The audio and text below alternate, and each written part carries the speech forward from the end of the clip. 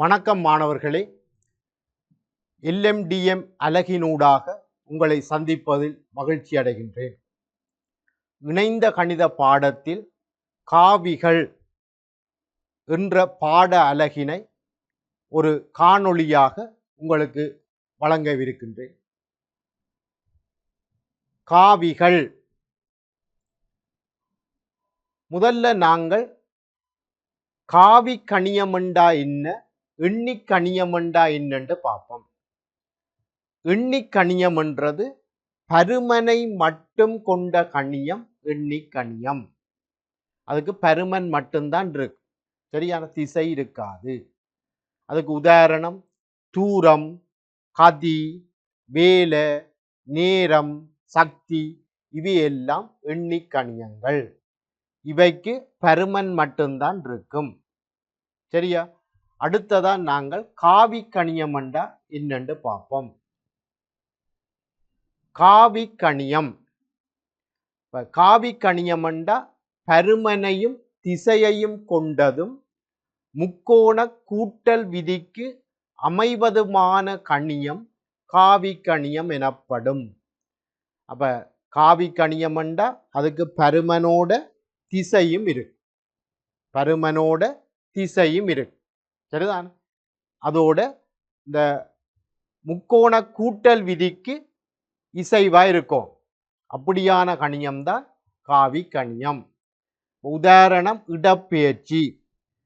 உங்களுக்கு தெரியும், இப்ப தூரம் என்றது எண்ணி கணியம், இடப்பெயர்ச்சி என்றது காவி கணியம். இப்ப ஒரு ஏண்ட புள்ளியில இருந்து பி என்ற புள்ளிக்கு ஒரு துணிக்கு ஒன்று இயங்கினா பொருள் சென்ற தூரம் என்றது இந்த பாதையின் நீளம், அதுதான் பொருள் சென்ற தூரம். ஆனா இடப்பெயர்ச்சி என்றா இந்த ஏபி, சரிதான்? இந்த குறுகிய தூரம் இடப்பெயர்ச்சியின் பருமனை தரும். அதோட அதுக்கு ஒரு திசையும் இருக்கு. இந்த ஏக்கும் பிக்கும் இடையிலான குறுகிய தூரம் அந்த இடப்பெயர்ச்சி என்ற காவியின் பருமனை தரும். மற்றது அதுக்கு ஒரு திசையும் இருக்கு, சரியா? அப்ப இதுதான் காவி கணியம். அப்ப இதுக்கு உதாரணம் இடப்பெயர்ச்சி, வேகம், விசை, உந்தம், ஆர்முடுகல், இவையெல்லாம் காவி கணியங்கள். அடுத்ததா நாங்கள் காவி ஒன்றின் கேத்திர கணித வகை குறிப்பு. ஒரு காவிய நாங்கள் என்னென்று குறிக்கலாம் என்றா திசை கொண்ட நேர்கோட்டு துண்டத்தால குறிக்கலாம். அப்படி ஒரு அம்புக்குறி போட்ட ஒரு நேர்கோட்டு துண்டத்தால காவிய குறிக்கலாம். ஒரு அம்புக்குறி போட்ட நேர்கோட்டு துண்டத்தால நாங்கள் காவிய குறிக்கலாம். அந்த நேர்கோட்டு துண்டத்தின் நீளம் காவியின் பருமனை குறிக்கும். இப்ப ஏபி என்றா அந்த ஏபியின் நீளம் காவியின் பருமனை குறிக்கும். அந்த நேர்கோட்டு துண்டத்தின் சாய்வும் போக்கும் காவியின் திசையை குறிக்கும். அந்த ஏபியின் சாய்வும் அந்த அம்புக்குறி ஏயிலிருந்து பிக்கான அந்த போக்கு ரெண்டும் சேர்ந்ததுதான் திசை. இப்ப காவி கணியம் என்றா பருமன் இருக்கும், திசை இருக்கு. அதை நாங்கள் ஒரு நேர்கோட்டு துண்டத்தால குறிக்கலாம். அந்த துண்டத்தின் நீளம் காவியின் பருமனை குறிக்கும். அந்த நேர்கோட்டு துண்டத்தின் சாய்வும் போக்கும் காவியின் திசையை குறிக்கும், சரியா? ரைட். அடுத்தது குறியீடு. காவிகளை எப்படி குறிக்கிறது? அப்ப நாங்கள் காவிய ஒரு நேர்கோட்டு துண்டத்தால குறிக்கலாம், சரிதானே? அந்த ஏபி திசை கொண்ட நேர்கோட்டு துண்டத்தால காவிய குறிக்கலாம் என்று பார்த்து நாங்கள் அந்த தொடக்க முடிவெழுத்துக்களை எழுதி ஏ பி, இந்த தொடக்க முடிவெழுத்துக்களை எழுதி மேலே ஒரு அம்புக்குறி போட்டு நாங்கள் காவிய குறிக்கலாம். ஏபி இப்படி குறிக்கலாம், சரிதான்? அல்லாட்டி இப்படி ஏ காவி சிமோல் லெட்டர்ஸால குறிக்கலாம், கீழே ஒரு கோடு போட்டு குறிக்கலாம். அல்லாட்டி தடிச்ச எழுத்துக்களாலே நாங்கள் காவிய குறிக்கலாம். தடிச்ச எழுத்துக்களாலே காவிய குறிக்கலாம். சரியா? பொதுவா நாங்கள் எழுதிக்க கீழே ஒரு கோடு போட்டு எழுதுவோம். தடிச்ச எழுத்துங்களால அந்த கொப்பியல் எழுத இயலாது. அப்போ கீழே ஒரு கோடு போட்டு தான் நாங்கள் பொதுவா எழுதுறது வழக்கம். அடுத்ததா பாருங்க பிள்ளைகளே, காவின்ற பருமன். காவின்ற பருமன் மட்டு போட்டு குறிக்கலாம். இப்ப ஏபி காவி என்ற அதிண்ட பருமன் என்ற இந்த எண்களுக்கு மட்டு போடுற மாதிரி அந்த குறியீடு மட்டு போட்டு குறிக்கலாம், மொடியுலஸ். அப்ப இப்படி மட்டு போட்டு காவிய குறிக்கலாம். காவின்ற பருமன் இப்படி மட்டு போட்டு குறிக்கலாம். சரியா? ரைட். அடுத்ததா நாங்கள் பார்க்க போறோம் சமமான காவி என்றா என்ன. இப்ப நாங்கள் ரெண்டு காவிகளை சமமான காவி என்று சொல்லுவோம். இவையெல்லாம் சுயாதீன காவிகள். இப்ப சுயாதீன காவி என்றா காவியின் இருக்குமிடம் வரையறுக்கப்படாட்டி அவை சுயாதீன காவிகள். அப்ப இப்படி ரெண்டு சுயாதீன காவிகளை இப்ப நாங்கள் சமமான காவி என்று சொல்லுவோம். முதலாவது ஏபியும் சிடியும் சமனாயிருக்கும். உங்களுக்கு தெரியும், ஒரு காவிய நேர்கோட்டு துண்டத்தால வகை குறிக்கலாம். அப்ப அந்த காவியின் பருமன் நேர்கோட்டு துண்டத்தின் நீளத்தை குறிக்கும். ரெண்டு காவி சமனாயிருக்கணும்டா காவியின் பருமன் சமனாயிருக்கணும், திசை சமனாயிருக்கணும். அப்ப இங்க பருமன் அந்த நேர்கோட்டு துண்டத்தால குறிக்கப்படுது. ஆகவே நேர்கோட்டு துண்டத்தின் நீளம் சமனாயிருக்கணும். அப்ப ஏபியும் சிடியும் சமனாயிருக்கும். சரிதான்? ஏபியும் சிடியும் சமனாயிருக்கும். இது முதலாவது விடயம். அப்பதான் ரெண்டு காவியின் பருமன் சமனாயிருக்கும். அடுத்தது திசை சமனாயிருக்கும். திசைக்குள்ள ரெண்டு விடயங்கள் உள்ளடக்கப்பட்டிருக்கு. ஒன்று சாய்வு, மற்றது போக்கு. அப்ப இந்த ஏபியும் சிடியும் சமாந்தரமா இருக்கணும், ஒரே சாய்வில் இருக்கும். அப்ப ஏபியும் சிடியும் சமாந்தரமா இருக்கும். ஏபியும் சிடியும் சமாந்தரமா இருக்கும். அடுத்தது ஒரே போக்கா இருக்கும். சமாந்தரமா இருக்க எதிர்போக்கிலையும் இருக்கலாம். அப்ப ஒரே போக்கா இருக்கணும். ஏயிலிருந்து பிக்கான போக்கும் சியிலிருந்து டிக்கான போக்கும் உண்டாயிருக்கும். ஏயிலிருந்து பிக்கான போக்கும் சியிலிருந்து டிக்கான போக்கும் உண்டாயிருக்கணும். ஒரே போக்கா இருக்கணும். அப்படி இருந்தா அந்த ரெண்டு காவிகளையும் சமமான காவி என்று நாங்கள் சொல்லுவோம். சமமான காவிய நாங்கள் வளமையா பயன்படுத்துகிற சமன் குறியீடை போட்டு ஏபி சமன் ஏபி காவி சமன் சிடி காவி என்று எழுதுவோம். சரியா? ரைட்.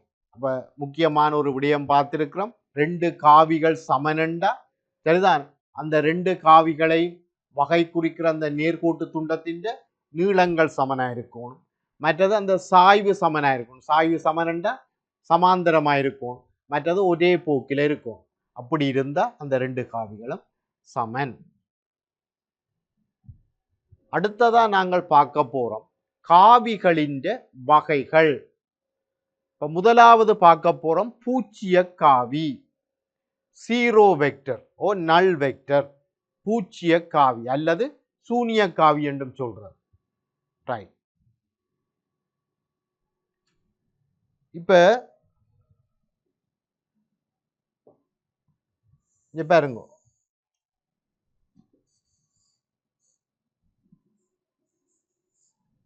ஏபி என்ற ஒரு காவி இருக்கு. ஒரு காவிய நேர்கோட்டு துண்டத்தால வகை குறிக்கலாம். ஏபி என்ற காவி இருக்கு. இந்த பி என்ற புள்ளி ஏயோட போய் சேர்ந்துதண்டா ஏபி என்ற காவி பூச்சிய காவியா போயிடும். சரிதான்? ஒரு காவிய நேர்கோட்டு துண்டத்தால வகை குறிக்கலாம். இந்த பி என்ற புள்ளி ஏயோட போய் சேர்ந்தா ஏபி என்ற காவி பூச்சிய காவியா போயிடும். அதாவது பருமன் பூச்சியமா இருக்கிற காவி பூச்சிய காவி என்று சொல்லுவோம். இந்த பூச்சிய காவியை ஒரு சைவர் போட்டு கீழே ஒரு காவி குறியீடு போட்டு நாங்கள் குறிக்கலாம். பூச்சிய காவிய ஒரு பூச்சியத்தை போட்டுட்டு கீழே ஒரு காவி குறியீடு போட்டு நாங்கள் பூச்சிய காவியை குறிக்கலாம். ரைட். அடுத்ததா நாங்கள் பார்க்க போறோம் அலகு காவி. இப்ப அலகு காவி என்றா ஒரு காவியின் பருமன் ஒரு அலகண்டா, ஒரு காவியின் பருமன் ஒரு அலகண்டா நாங்கள் அதை சொல்லுவோம் அலகு காவி. ஒரு காவியின் பருமன் ஒரு அலகண்டா அதை நாங்கள் அலகு காவி என்று சொல்லுவோம். சரியா? ரைட். அடுத்தது மறைக்காவி, நெகட்டிவ் வெக்டர். இப்ப எங்களுக்கு ஏ என்ற ஒரு காவி இருக்கு, ஏ என்ற ஒரு காவி இருக்கு, ஏ என்ற ஒரு காவி இருக்கு. இதுதான் ஏ என்ற காவி. இந்த ஏக்கு சமனா, ஏக்கு சமனா, ஏக்கு சமாந்தரமா, ஆனா எதிர்போக்கில இன்னொரு காவி இருந்தா அந்த காவியை சொல்லுவோம் ஏயின்ற காவியின் மறைக்காவி. அப்ப காவி ஏயின்ற பருமனுக்கு சமனா இருக்கும், அந்த கோட்டு துண்டத்துக்கு சமனா ஒரு கோட்டு துண்டம் இருக்கும், எதிர்போக்கில இருக்கும். சரிதான்? அப்ப எதிர்போக்குண்டா அங்க சமாந்தரம் அதுக்குள்ள உள்ளடக்கப்பட்டிருக்கு. அப்ப எதிர்போக்கில இருக்கும். அப்படி இருந்தா அதை சொல்றது மைனஸ் ஏ காவி. அப்ப மைனஸை போட்டு இப்படி எழுதுவோம். இதை நாங்கள் மறைக்காவி அல்லது புறமாற்று காவி என்று சொல்லுவோம். இப்ப ஏபி என்ற காவி இதை நாங்கள் ஏ காவி என்று குறிச்சா இதுதான் ஏ, இது பி. அப்ப ஏபி என்ற காவிய நாங்கள் ஏ காவி என்று குறிச்சோம்டா சரிதான், பிஏ என்ற காவி மைனஸ் ஏ காவி ஆகும். ஏபி என்ற காவி ஏ காவி என்றா பிஏ என்ற காவி மைனஸ் ஏ காவி ஆகும். சரிதான்? அப்ப இதைத்தான் நாங்கள் சொல்லுவோம் மறைக்காவி. அடுத்ததா நாங்கள் பார்க்க போறோம் இரு காவிகளுக்கு இடையிலான கோணம். ரெண்டு காவிகளுக்கு இடையிலான கோணம் என்றது முதல்ல அந்த ரெண்டு காவிகளும் இடைவெற்ற புள்ளியில அந்த ரெண்டு காவிகளும் புறப்படுற மாதிரி கீறி போட்டு,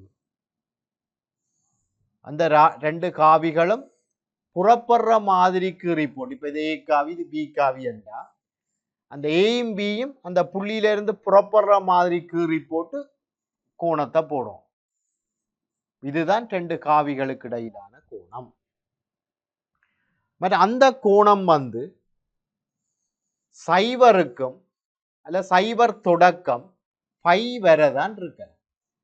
பாகையில சொன்ன சைவர் பாக தொடக்கம் 180 பாக வரதான் அந்த கோணம் இருக்கலாம். பின்வள கோணம் சொல்லலாம். சரி, இப்ப உதாரணமா இங்க பாத்தீங்கன்னா இப்ப இதுல ஒரு காவி இருக்கு ஏ காவி, இதுல ஒரு காவி இருக்கு பி காவி, இந்த கோணம் 30 பாக. இப்ப நாங்கள் ஏ காவிக்கும் பி காவிக்கும் இடையிலான கோணம் 30 பாகை என்று சொல்லலாம். ஏனென்றா அந்த ரெண்டு காவியும் அந்த புள்ளியில இருந்து புறப்படுற மாதிரி கீறேன். அப்ப அதுக்கு என்ன செய்யணும்? அப்ப இதை அப்படியே நீட்டி விடுறது. இங்க பாருங்க, இத அப்படியே நீட்டி விடுறது, இதை அப்படியே நீட்டி விடுங்க. சரி, இதை அப்படியே நீட்டி விட்டீங்களா இப்ப இதுதான் பி காவி. அப்ப இப்ப புறப்படுற மாதிரி இருக்கு. இப்ப ஏக்கும் பிக்கும் இடையிலான கோணம் எவ்வளவு? 150 பாக. சரியா? ரைட். அடுத்ததா காவி கூட்டல். காவிகளை எப்படி கூட்டுறது?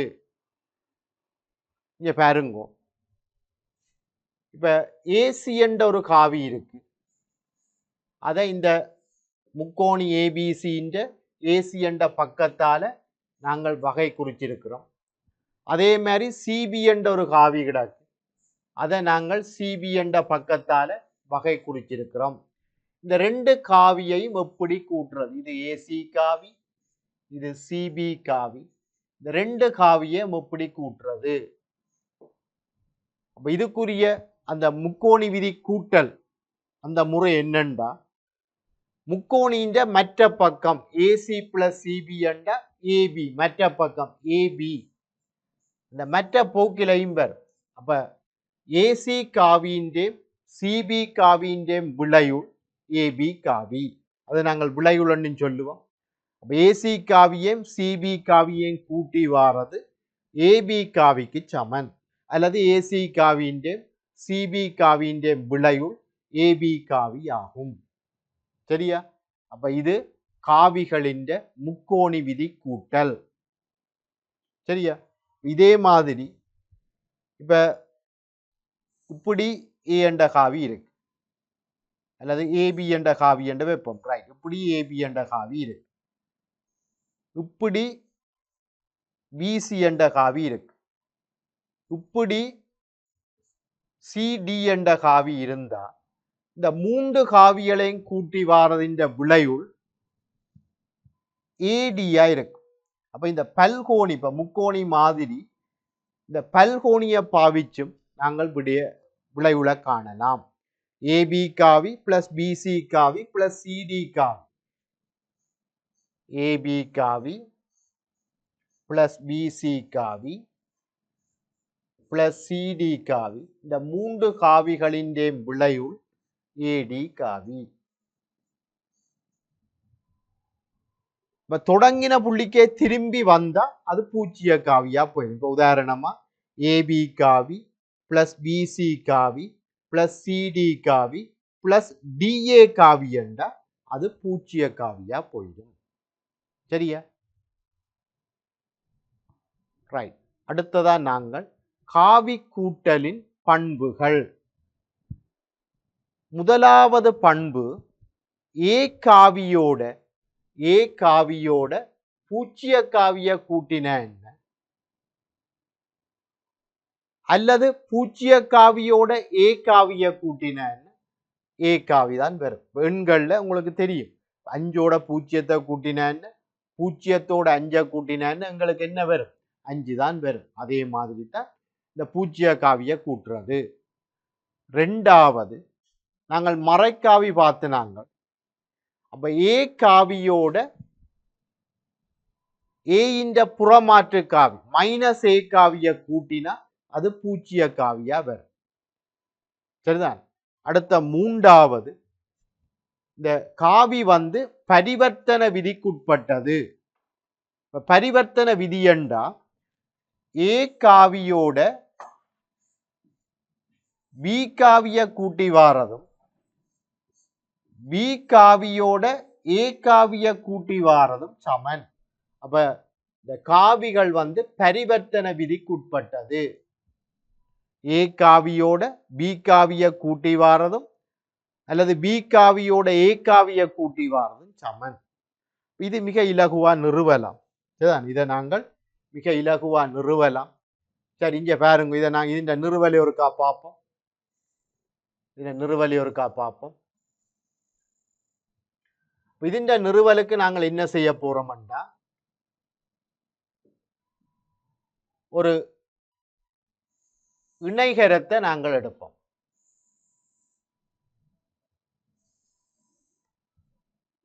இது ஒரு இணைகரம். சரிதான்? ஏபிசிடி ஒரு இணைகரம். சரியா? ரைட். இந்த ஏபிய ஏ காவி என்று எடுப்போம். இதுல ஏபிசிடி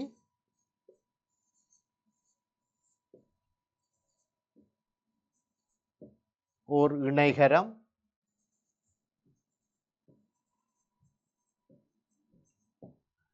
ஏபிய ஏ காவி என்றும் ஏபி காவிய ஏ காவி என்றும் ஏடி காவிய பி காவி என்றும் எடுப்போம்.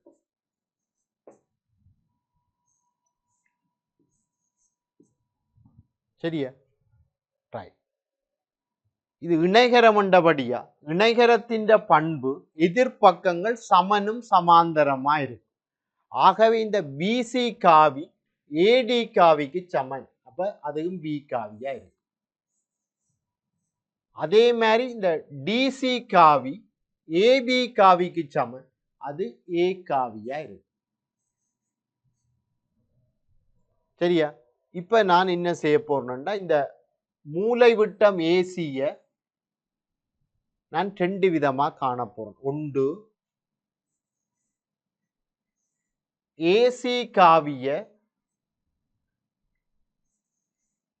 முக்கோணி ஏபிசியில காவிகளின் முக்கோணி விதி கூட்டல் ஏசி சமன் மற்ற பூக்கால வரும் AB plus BC AB plus BC காவிகளின் முக்கோணி விதி கூட்டல் ஏசி காவி சமன் ஏபி காவி பிளஸ் பிசி காவி ஏபி காவி ஏ காவி பிசி காவி பி காவி. இதே மாதிரி ஏசி காவிய முக்கோணி ஏடிசியில காவிகளின் முக்கோணி விதி கூட்டலை பாவிச்சா இன்னண்டு வரும்.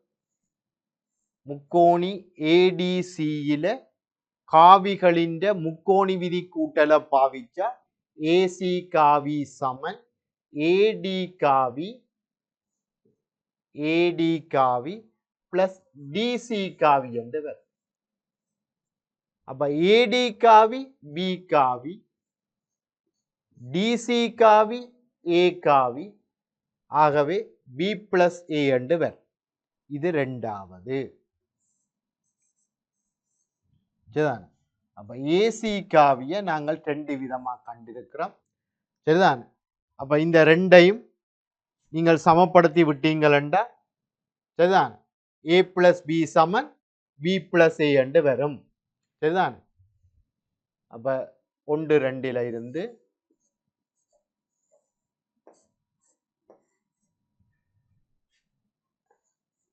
ஏ plus B Saman B plus A. இதை சொல்றது பரிவர்த்தன விதி. அப்ப காவிகளின் கூட்டல் பரிவர்த்தன விதியை திருப்தி செய்யும். சரிதான்? ரைட். அப்ப அடுத்த ரெண்டாவதா நாங்கள் பார்த்த நாங்கள் அடுத்த ஒரு முக்கியமான காவி கூட்டலின் பண்பு சேர்த்தி விதிக்குட்பட்டது. சேர்த்தி விதிக்குட்பட்டா இங்க பாருங்க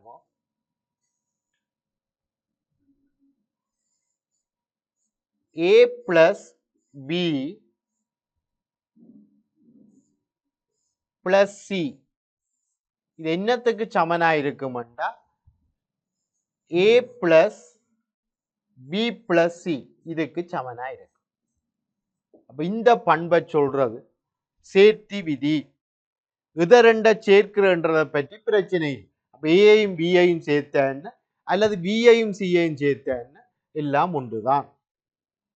சரிதான்? ஆகவே இந்த பிராக்கெட் இல்லாம நாங்கள் எழுதலாம். அப்ப இந்த பண்பை சொல்றது சேர்த்தி விதி. சரி. அப்ப காவி கூட்டல் சேர்த்தி விதிக்குட்பட்டது. சரிதான்? காவி கூட்டல் சேர்த்தி விதிக்குட்பட்டது.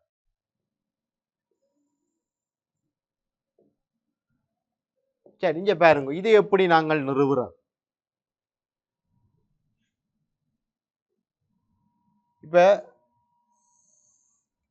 இத ஏ காவி என்று வைப்போம். இத பி காவி என்று வைப்போம்.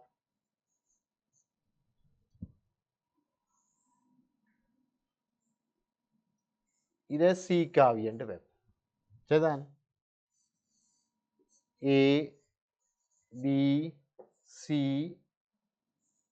டி.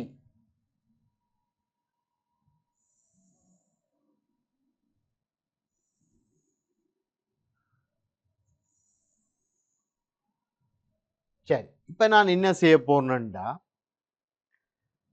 இந்த ஏடி காவிய ரெண்டு விதமா காண போறேன். ஏடி காவிய ரெண்டு விதமா காண போறேன். சரிதான்?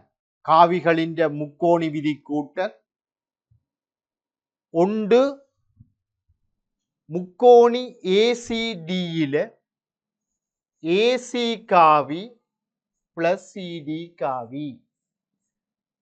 முக்கோணி ஏசிடியில் ஏடி சமன் ஏசி பிளஸ் சிடி. ஏசி காவி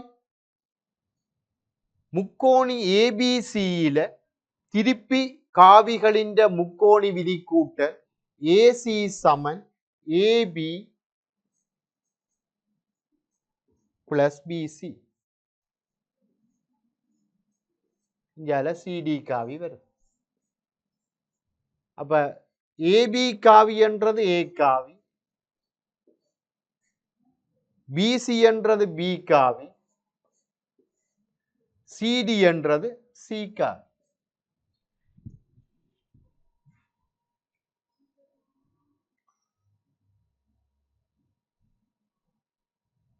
சரி, அப்ப ஏடி காவியை நாங்கள் சரிதானே,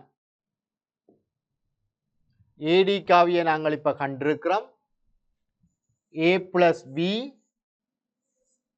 ஏடி காவியை கண்டிருக்கிறோம். ஏ பிளஸ் பி பிளஸ் சி இது முதலாவது.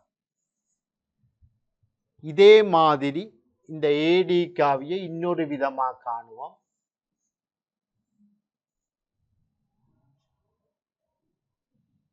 ஏடி காவி சமன் ஏபி காவி பிளஸ் பிடி காவி. நாங்கள் முக்கோணி ஏபிடியில காவிகளின் முக்கோணி விதி கூட்டல். சரி, ஏபி காவி இந்த பிடி காவி என்ன செய்ய போறோம்டா, முக்கோணி பிசிடியில காவிகளின் முக்கோணி விதி கூட்டல் பிடி காவி சமன் பிசி காவி பிளஸ் சிடி காவி. முக்கோணி பிசிடியில காவிகளின் முக்கோணி விதி கூட்டல். இப்ப ஏபிக்கு ஏ காவி போடுங்க, பிசி என்றா பி காவி, சிடி என்றா சி காவி. இது ரெண்டாவது. சரிதான். 1 2 இருந்து ரெண்டும் ஏடி காவியத்தான் குறிக்குது. ஆகவே ஏ பிளஸ் பி பிளஸ் சி சமன் ஏ பிளஸ் பி பிளஸ் சி. அப்ப காவிகளின் கூட்டல் சேர்த்தி விதிக்குட்பட்டது, சேர்த்தி விதியை திருப்தி செய்யுது. சரியா? ரைட். காவி ஒன்றை எண்ணி ஒன்றினால் பெருக்குதல். உங்களுக்கு தெரியும் எண்ணி என்றா உங்களுக்கு என்னென்று தெரியும், காவி என்றா என்னென்று தெரியும். அப்போ ஒரு காவி ஒன்றை எண்ணி ஒன்றால பெருக்கிறது. இப்ப 2a என்றா எப்படி இருக்கும்? சரிதான். இப்ப இப்படி ஒரு ஏ காவி ஒன்று கிடக்கு, இப்படி ஏ காவி இருக்கு. அப்ப 2a காவி எப்படி இருக்கும்? உங்களுக்கு தெரியும் அது ஏ போல 2 மடங்கா இருக்கும், ஏ போல 2 மடங்கா இருக்கும், ஏக்கு சமாந்தரமா இருக்கும். அப்ப 2a காவி உங்களுக்கு தெரியும் ஏ காவிய போல 2 மடங்கா இருக்கும், ஏ காவிக்கு சமாந்தரமா இருக்கும், ஏ காவின்ற அதே போக்கில இருக்கும். அப்ப 2a காவி தெரியும். சரி, சய 2a காவி எப்படி இருக்கும்? சய 2a காவி என்றா உங்களுக்கு தெரியும் ஏ காவின்ற பருமனை போல 2 மடங்கு, ஏ காவின்ற பருமனை போல 2 மடங்கு. ஆனா சமாந்தரமா இருக்கும், ஆனா எதிர்போக்கில இருக்கும். ஏ காவிக்கு சமாந்தரமா இருக்கும், ஏ காவின்ற போக்குக்கு எதிர்போக்கில தான் சய 2a இருக்கும். அப்ப 2a காவி என்றா ஏ காவின்ற அதே போக்கில இருக்கும், பருமன் 2 மடங்கு, சயரண்டேண்ட சமாந்தரம் ஆனா எதிர்போக்கு பருமன் 2 மடங்கு. சரி, இந்த 0 தர ஏகாவியண்டா அது பூஜ்ஜிய காவியா போய் 0 என்ற எண்ணியால ஏகாவிய பெருக்கினா அது பூஜ்ஜிய காவியா போய். இப்படி நாங்கள் என்ன செய்ய போறோம்டா, இது நான் 2க்கு சொல்லி கிடக்கு. 2 என்ற நம்பர் இங்க லெம்டா என்ற ஒரு எண்ணி, ஏ என்ற ஒரு காவி, லெம்டா ஏ 3 வகையில ஆராய்வோம். முதலாவது லெம்டா நேர் 2a மாதிரி. அப்ப லெம்டா ஏ காவின்ற பருமன் என்ன? ஏ காவின்ற பருமனை போல லெம்டா மடங்கு திசை. சரிதானே? ஏ காவின்ற அதே திசை என்று சொல்லிக்க சமாந்தரமா இருக்கும்.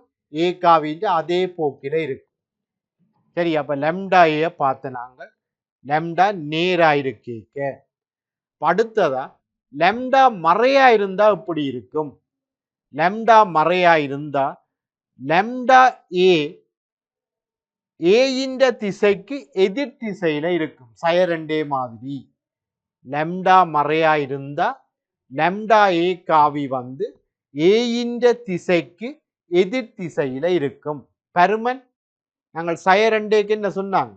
ஏயின்ற பருமனை போல 2 மடங்கு. அப்ப சய2 மடங்குன்னு சொல்லி. அப்ப அதே மாதிரி இஞ்சையும் லெம்டா மறை. அப்ப லெம்டா ஏயின்ற பருமன் ஏயின்ற பருமனை போல மட்டு லெம்டா மடங்கு. லெம்டா மறையண்டபடியா லெம்டாக்கு மட்டு போட்டிருக்கோம். ஏயின்ற பருமனை போல மட்டு லெம்டா மடங்கு. சரியா? ரைட். அப்ப லெம்டா ஏ வந்து ஏக்கு சமாந்திரமா இருக்கும். ஏயின்ற பருமனை போல மட்டு லெம்டா மடங்கு. மற்றது சரிதான் எதிர் திசையில இருக்கு. சரி, வகை 3 லெம்டா சமன் 0 என்றா லெம்டா ஏ பூஜ்ஜிய காவி. ரைட். இந்த காவி ஒன்ற எண்ணி ஒன்றால பெருக்குதல் அதில உள்ள பண்புகளை பார்ப்போம். முதலாவது பண்பு ஏ காவிய -1 என்ற எண்ணியால பெருக்கினா அது என்னத்துக்கு சமனா இருக்கும் என்றா ஏ காவின்ற மறைக்காவி -ஏக்கு சமனா இருக்கும். அடுத்த 2வது பண்பு, இந்த 2வது பண்பை பாருங்க. எம் தர என் ஏ இது என்னத்துக்கு சமன்? எம்என் தர ஏ அல்லது என் தர எம்ஏ இதுக்கு சமனாயிருக்கு. சரியா? இந்த 2 எண்ணிகளை நீங்கள் உண்டா சேர்க்கலாம். அல்லது என்ன வெளியில எடுத்துட்டு எம்மா கொண்டே உள்ளுக்குள்ள விட ஏயோட பெருக்கலாம். அதெல்லாம் சமனாயிருக்கு. அடுத்தது 3வது பண்பை பாருங்க. இந்த அட்சர கணித கோவைகள்ல நீங்கள் அடைப்பு நீக்க தெரியும். அங்க என்ன மாதிரி செய்கிறீங்களோ அதே மாதிரி இங்கேயும் காவியிலையும் நீங்கள் செய்யலாம். எண்ணியால பெருக்கேக்க MA plus NA M plus N into A Saman MA plus NA இப்படி எழுதலாம். அதே மாதிரி M எண்ணி A plus B காவியா இருந்தாலும் நீங்கள் அடைப்பு நீக்கலாம். என்ன மாதிரி? M into A காவி plus M into B காவி இப்படி நீங்கள் எழுதலாம். சரியா? சரி, அடுத்தது குறிப்பு. இப்ப ஏ என்ற ஒரு காவி இருந்தா அந்த ஏ என்ற காவியின் திசையில உள்ள அலகு காவி காணணும்டா. ஏ என்ற ஒரு காவி இருக்கு.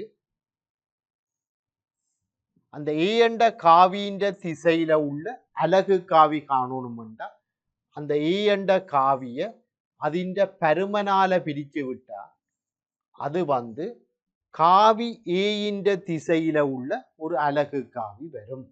உதாரணமா ஏபி என்ற ஒரு காவி இருக்கு. நேர்கோட்டு துண்டத்தால ஏபி என்ற காவி குறிக்கப்பட்டிருக்கு. சரிதான்? ரைட். இந்த ஏபி என்ற காவிய அதிண்ட பருமன் உங்களுக்கு தெரியும். இந்த நேர்கோட்டு துண்டத்தின் நீளம் தான் காவியின் பருமனை குறிக்கும். ஏபியால பிரிச்சு விட்டா அது என்ன வரும்டா இந்த ஏபியின் அந்த திசையில திசை என்றேக்க போக்கும் சேர்ந்து அந்த திசையில உள்ள அலகு காவி வரும். சரியா? அது முதலாவது விடயம். அடுத்த இரண்டாவது மிக முக்கியமான ஒரு விடயம். ஏபி ஏகம பி என்பன பூச்சியமற்ற காவிகள். ரைட். இப்போ ஒரு காவிய இன்னொரு காவியின் ஒரு மடங்கா எழுதினா ஏ காவிய நாங்கள் பி காவியின் ஒரு மடங்கா எழுதினா சரிதான். இந்த ஏ காவியும் பி காவியும் சமாந்தரமா இருக்கு. எங்கேயாவது சமாந்தரம் உண்ட நாங்கள் நிறுவச்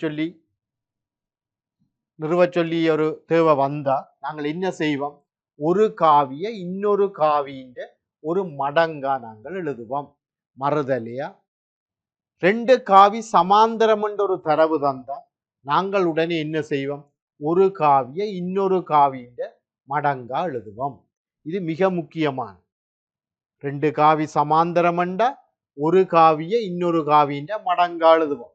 ஒரு காவிய இன்னொரு காவியின் மடங்கா எழுதினா ரெண்டு காவியும் சமாந்தரம்.